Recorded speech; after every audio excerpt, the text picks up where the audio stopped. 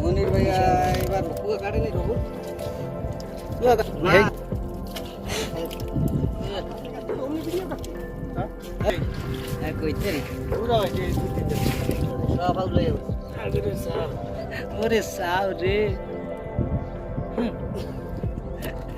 আরাম পাইছে এই আজকে একটু পানি আছে নাই এটা কি বাইরেছে ওইগুলো তো আইছে এটা